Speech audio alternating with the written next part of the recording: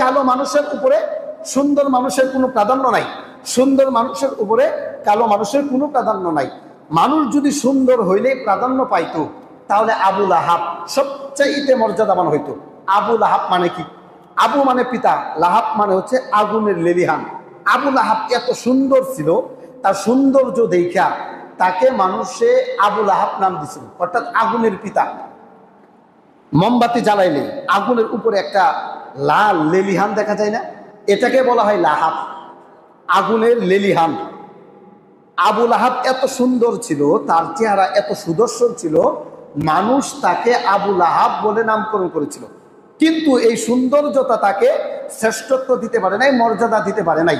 প্রক্ষান্তরে বেলাল রাদিয়াল্লাহু তাআলা আনহু, তিনি ছিল হাবশীর গোলাম, দেখতে কালো, তেমন একটা দেখতে ভালো দেখা যায় না, নাকটা ছিল মোটা, মুখের জবান ছিল তুতলা, ভালোভাবে কথা বলতে পারতো না।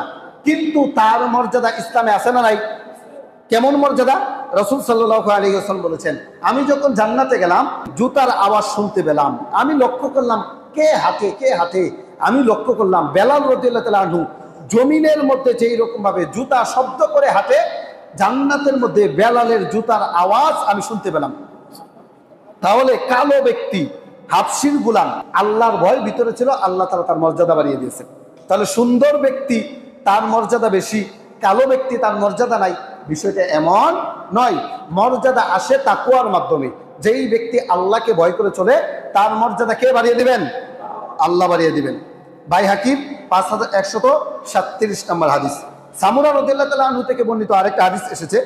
রাসূল সাল্লাল্লাহু আলাইহি ওয়াসাল্লাম বলেছেন, আল হাসাবুল মাল, ধন সম্পদ হলো আভিজাত্যের প্রতীক। একজনের অনেক সম্পদ আছে, টাকা পয়সা আছে, এটা হচ্ছে আভিজাত্যের প্রতীক। ওয়াল কারামুত তাকওয়া, তাকওয়া হলো সম্মান ও মর্যাদার প্রতীক। যেই ব্যক্তি তাকওয়াশীল ওই ব্যক্তি হলো সম্মানিত, ওই ব্যক্তি হলো মর্যাদাবান। কার কাছে মর্যাদাবান? দুনিয়ার ব্যক্তির কাছে হয়তো ওই ব্যক্তি মর্যাদাবান না, কিন্তু আল্লাহর কাছে ওই ব্যক্তি হলো মর্যাদাবান। যেই ব্যক্তি তাকওয়াশীল তাকে হয়তো দুনিয়ার মানুষ বলবে পাগল, যেই ব্যক্তি তাকওয়াশীল তাকে হয়তো মানুষ বলবে টুন্ডা মুন্সি, যেই ব্যক্তি তাকওয়াশীল তাকে হয়তো মানুষ অবজ্ঞা করবে। কিন্তু যদি অন্তরের মধ্যে তাকওয়া থাকে, ওই ব্যক্তি আল্লাহর কাছে মর্যাদাবান, ওই ব্যক্তিকে আল্লাহ তাআলা পছন্দ করেন। জামি তিরমিজির 3271 নম্বর হাদিস, 22 নম্বর। যারা তাকওয়াশীল আল্লাহ তাআলা তাদেরকে সত্য মিথ্যা পার্থক্য করার মতো ক্ষমতা দিবেন।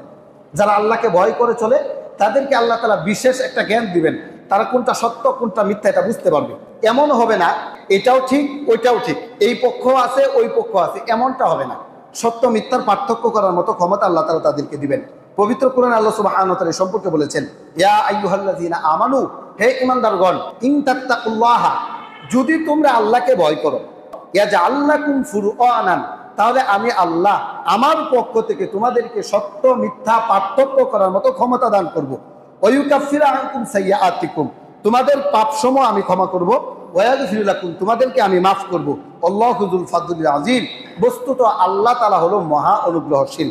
তাহলে যারা আল্লাহকে ভয় করে চলে আল্লাহ তাআলা তাদেরকে সত্য মিথ্যার পার্থক্যকারী দান করবেন, অর্থাৎ তাদেরকে প্রজ্ঞা দান করবেন, বিচার আচার করতে পারবে, কোনটা ন্যায় এটা বুঝতে পারবে, কোনটা অন্যায় এটা বুঝতে পারবে, ন্যায়টাকে ন্যায় বলতে পারবে, অন্যায়টাকে অন্যায় বলতে পারবে।